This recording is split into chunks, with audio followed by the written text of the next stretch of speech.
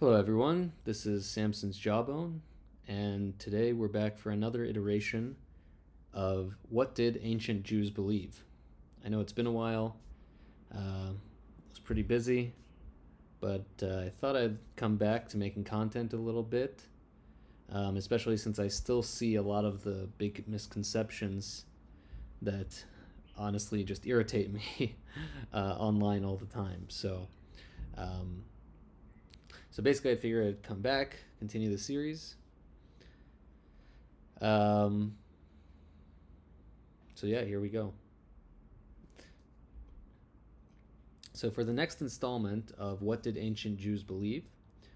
I decided instead of focusing on a broad swath of people as I did in the first video, to hone in on individual authors. So for part 2, we're going to be discussing the most important source on this subject available to us today, the writings of Josephus. Josephus was, as you likely already know, a prolific writer and historian, active in both Judea and the Galilee in the 1st century CE.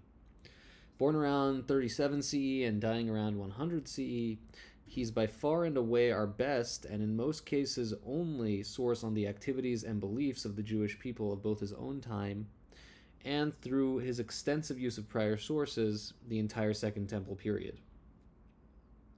Josephus is extraordinarily thorough and reliable, and it's thanks to him that we can make confident statements on the state of Jewry in both the pre-Christian and immediately post-Christian era. Today, as part of our series on ancient Jewish belief, we are going to explore what Josephus tells us about the theology of the mainstream Jewish population in Judea and Galilee. The first point: it is often said by Christian apologists and even by some historians that the Second Temple period was highly diverse in terms of Jewish belief, that there could not be said to have been a Jewish orthodoxy, but rather that there was some sort of decentralized free-for-all, with numerous different factions rising and falling in prominence, with wildly differing beliefs, and that no consensus could be found among the Jews at all. Christian apologists make this argument to insist that Christianity was a natural outgrowth and continuation rather than a subversion of some sect of Judaism, and some secular historians, I assume, make this claim either from ignorance or to give them the freedom to concoct any wild theory that suits their fancy. In academia today, unfortunately, the incentive is to make new hypotheses rather than to defend traditional positions, even when the traditional positions are far stronger. Anyway, in truth, we do not have to speculate on this subject whatsoever, as Josephus makes it quite clear to us. First, when it comes to canon, historians and Christians love to speculate about heretical literature like Enoch or the Wisdom of Solomon as having some sort of significant impact on Jewish thought. Many of these texts were indeed used by or inspired Christians and Gnostics, and some were indeed found in fringe sects such as that of Qumran. But as we can attest to today, often literature is preserved precisely because it is radical, not mainstream. For example, Ted Kaczynski's Industrial Society and Its Future is one of the most famous works of political theory today, precisely because of how radical it was. But no one would ever suggest that the Unabomber's Manifesto is actually influential in the mainstream of today's politics. Similarly, there's zero evidence that any book outside of the canon of the Tanakh was ever relevant to mainstream Jewish life. Josephus, in fact, provides us evidence to the contrary. We see this explicitly in Against Apion, written near the end of Josephus's life, around 100 CE. A spectacular work of apologetics against the pagan critics of his day, yet also valuable to us as a historical survey. Josephus writes on the Jewish canon, contrasting it with the contradictory mess that the pagan nations had for a library. For reference, all the quotations from Josephus that I will be taking are from the Loeb Classical Library translation done by Thackeray. Quote, "It therefore naturally, or rather necessarily follows, seeing that with us it is not open to everybody to write the records, and that there is no discrepancy in what is written, seeing that, on the contrary, the prophets alone had this privilege, obtaining their knowledge of the most remote and ancient history through the inspiration which they owed to God, and committing to writing a clear account of the events of their own time just as they occurred. It follows, I say, that we do not possess myriads of inconsistent books conflicting with each other. Our books, which are justly accredited, are but 22 and contain the record of all time. Of these, 5 are the books of Moses, comprising the laws and the traditional history from the birth of man down to the death of the lawgiver. This period falls only a little short of 3,000 years. From the death of Moses until Artaxerxes, who succeeded Xerxes as king of Persia, the prophets subsequent to Moses wrote the history of the events of their own times in 13 books. Now, Thackeray comments that these 13 books were probably Joshua, Judges and Ruth combined into one, Samuel, Kings, Chronicles, Ezra and Nehemiah combined into one, Esther, Job, Isaiah, Jeremiah, and Lamentations combined into one, Ezekiel, the minor prophets, and Daniel. Continuing the quote, the remaining 4 books contain hymns to God and precepts for the conduct of human life. Again, Thackeray comments, this was probably Psalms, Song of Songs, Proverbs, and Ecclesiastes. Quote, from Artaxerxes to our own time, the complete history has been written, but has not been deemed worthy of equal credit with the earlier records, because of the failure of the exact succession of the prophets. We have given practical proof of our reverence for our own scriptures, for although such long ages have now passed, no one has ventured either to add or to remove or to alter a syllable, and it is an instinct with every Jew from the day of his birth to regard them as the decrees of God, to abide by them, and if need be, cheerfully to die for them. Time and again, ere now, the sight has been witnessed of prisoners enduring tortures and death in every form in the theaters, rather than utter a single word against the laws and the allied documents. End quote. That's from Against Appian, Book 1, 37-43. Here we see explicitly what Jews insist on to this day. An immutable canon, authenticated only because of the authority of our forefathers, in a chain to the prophets. Any notion that the canon was open at the time of Josephus is totally unsupported by this clear testimony. Rather, Jews of the Second Temple period knew precisely what their set of scriptures were, the books of Tanakh that we have today. In the words of Dr. Steve Mason, the leading expert on Josephus, in Josephus and his 22-book canon, Josephus claims his positions are held in common by all Judeans, women, children, prisoners of war, and he would presumably be vulnerable to refutation if he was making this up, or presenting idiosyncratic views. It would accordingly be hard to argue from Josephus for an open canon, or for one that had been recently settled at Yavna in the 70s or 80s, for example. End quote. Now let us move on to see how Josephus describes the state of theology of the ancient Jews. Some might find it surprising to think of Josephus as a theologian, but in fact what he writes betrays a deep and sophisticated conception of God, which is understood both personally by him as well as Jewish society at large. Is it true, as some suggest, that there was much variation in the Jews' conception of God? Josephus writes in Against Appian, Book 2, quote, indeed, most men, so far from living in accordance with their own laws, hardly know what they are. Only when they have done wrong do they learn from others that they have transgressed the law. Even those of them who hold the highest and most important offices admit their ignorance, for they employ professional legal experts as assessors and leave them in charge of the administration of affairs. But should anyone of our nation be questioned about the laws, he would repeat them all more readily than his own name. The result, then, of our thorough grounding in the laws from the first dawn of intelligence is that we have them, as it were, engraven on our souls.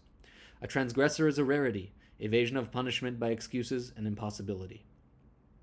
To this cause above all we owe our admirable harmony, unity and identity of religious belief, perfect uniformity in habits and customs, produce a very beautiful concord in human character. Among us alone will be heard no contradictory statements about God, such as are common among other nations, not only on the lips of ordinary individuals, under the impulse of some passing mood, but even boldly propounded by philosophers, some putting forward crushing arguments against the very existence of God, others depriving him of his providential care for mankind. Among us alone will be seen no difference in the conduct of our lives. With us all act alike, all profess the same doctrine about God, one which is in harmony with our law, and affirms that all things are under his eye. Even our womenfolk and dependents would tell you that piety must be the motive of all our occupations in life. That is Against Appian, Book 2, 176-181. Once again, unlike the baseless claims of Christians and some uninformed historians, Josephus testifies that our observance of laws and theology was uniquely uniform among all the nations, with virtually no dissenters. Now, at this point, some might object that the Pharisees, Sadducees, Essenes, and Zealots all had different beliefs, which is, again, correct at a basic level, but ultimately misleading. As we see in Antiquities, Josephus lays out the main sects within Second Temple Judaism, but he also describes their population. Of the Sadducees, he describes that they are able to convince none but the rich. That is Antiquities, Book 13, Chapter 10, Section 6. Of the Essenes, he writes that they numbered 4,000 people in total. That is Book 18, Chapter 1, Section 5. Of the Zealots, he writes that they were in ideology identical to the Pharisees, other than their political aspirations. It is only of the Pharisees that Josephus writes that they represented the multitude, i.e., the vast majority of Jewry. Book 13, Chapter 10, Section 6. Moreover, we see that the sects disagreed on points of eschatology and the oral tradition, but Josephus never mentions any disagreement among them on theology proper, that is, the nature of God. So once again, we've clearly established that Jews by and large agreed on theology, and that in general, sects other than the Pharisees were extreme minorities, to the point of utter insignificance ideologically. As Dr. Steve Mason puts it in Flavius Josephus on the Pharisees, a composition critical study, quote, "It is unlikely that Josephus's assumption of Pharisaic predominance is his post-70 invention." Mason argues, among other things, that Josephus had no discernible reason to invent their popularity, since he regarded it as an unpleasant fact of life. And Josephus was likely not himself a Pharisee, despite claiming allegiance with them later in his autobiography. Now, finally, we arrive at Josephus actually outlining what this theology of God is. Was there, as Christian apologists today like to pretend, any notion of two powers in heaven? Was there any hint of some corporeality to God? Was the apophatic theology of the Rambam a later invention? First, in Against Apion, Book 2, sections 164 to 170. Quote, "There is endless variety in the details of the customs and laws which prevail in the world at large. To give but a summary enumeration, some peoples have entrusted the supreme political power to monarchies, others to oligarchies, yet others to the masses. Our lawgiver, however, was attracted by none of these forms of polity, but gave to his constitution the form of what, if a forced expression be permitted, may be termed a theocracy, placing all sovereignty and authority in the hands of God." As a side note, Thackeray writes that this may be the first usage of the term theocracy, interestingly. Quote, "To him he persuaded all to look, as the author of all blessings, both those which are common to all mankind, and those which they had won for themselves by prayer in the crises of their history. He convinced them that no single action, no secret thought could be hid from him. He represented him as one, uncreated and immutable to all eternity, in beauty surpassing all mortal thoughts, made known to us by his power, although the nature of his real being passes knowledge. That the wisest of the Greeks learnt to adopt these conceptions of God from principles with which Moses supplied them, I am not now concerned to urge, but they have borne abundant witness to the excellence of these doctrines and to their consonance with the nature and majesty of God. In fact, Pythagoras, Anaxagoras, Plato, the Stoics who succeeded him, and indeed nearly all the philosophers, appear to have held similar views concerning the nature of God. These, however, addressed their philosophy to the few, and did not venture to divulge their true beliefs to the masses, who had their own preconceived opinions. Whereas our lawgiver, by making practice square with precept, not only convinced his own contemporaries, but so firmly implanted this belief concerning God and their descendants to all future generations that it cannot be moved." End quote. So, as Josephus makes clear again, the Jews, all of them to a man, had identical conceptions of God. And especially notable is the precise theology that Josephus describes here. First, God's oneness is emphasized. If there had been any notion of a binitarian or trinitarian understanding of God, this would have been the place to mention it. Yet the oneness of God is what Josephus emphasizes. His use of uncreated, William Whiston actually even translates it as unbegotten, funnily enough, is another blow to Christian theology.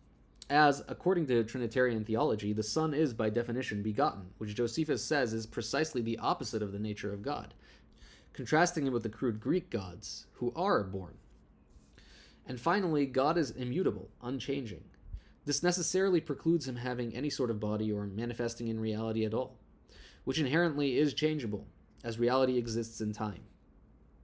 Josephus's next sentence is also most notable, that God surpasses all mortal thought and can only be perceived by his actions in this world, with his true essence being fundamentally unknowable, meaning he cannot have form or be described positively in any way. Does this sound familiar? If you said that this is precisely the apophatic or negative theology of the Rambam, you would be correct. Yes, this theology is as ancient as Judaism itself. Josephus reiterates this point in Book 2, section 190 to 192, as he briefly lays out some of Judaism's commandments. Quote, "What then are the precepts and prohibitions of our law? They are simple and familiar. At their head stands one of which God is the theme. The universe is in God's hands, perfect and blessed, self-sufficing and sufficing for all. He is the beginning, the middle, and the end of all things. By his works and bounties he is plainly seen. Indeed, more manifest than aught else. But his form and magnitude surpass our powers of description. No materials, however costly, are fit to make an image of him. No art has skill to conceive and represent it. The like of him we have never seen, we do not imagine, and it is impious to conjecture. We behold his works, the light, the heaven, the earth, the sun, the waters, the reproductive creatures, the sprouting crops. These God created, not with hands, not with toil, not with assistance of whom he had no need. He willed it so, and forthwith they were made in all their beauty. Him must we worship by the practice of virtue, for that is the most saintly manner of worshiping God." End quote. Once again, Josephus beautifully emphasizes that God surpasses all manner of description, and that he cannot be known except through his works. It is impossible to liken him to anything else, to imagine or conjecture anything about him at all. As though from the mouth of Maimonides himself, but 1,000 years earlier. And note also the point about God not creating with hands or toil. Josephus is precluding the corporeality of God here, and any notion of human fatigue. And most notably, he dismisses that God used any assistance, thereby also dismissing the logos theology of those like Philo, and later the Christians who saw God as creating through some intermediary. So, to summarize, we have learned today that Josephus, who was a rigorous historian as well as in a position prominent enough to survey the broad Jewish population, gives us a far different picture than Christian apologists and fringe historians like Daniel Boyarin would have us believe. Judaism was not at all theologically diverse in the Second Temple period, but rather had a defined orthodoxy and canon. There is no evidence whatsoever of any notion of corporeality or non-Unitarianism in this time period.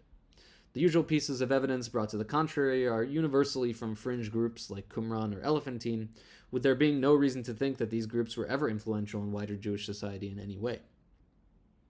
Note also that this so-called evidence has never been brought from any mainstream figure or institution, such as the Temple or Sanhedrin. Moreover, the usual texts that apologists bring to insist on non-Unitarianism, even from these fringe sources, are virtually all subject to debate as to their actual interpretation. In my personal opinion, they are not non-Unitarian whatsoever. On the other hand, Josephus is not up for debate. His clarity, rigor, and accuracy are plain for all to see. And so too is the clear and obvious fact that it is the Jews who are the custodians of the proper worship of God, worshiping today in exactly the same manner and with the exact same beliefs that we have been for millennia. Thank you.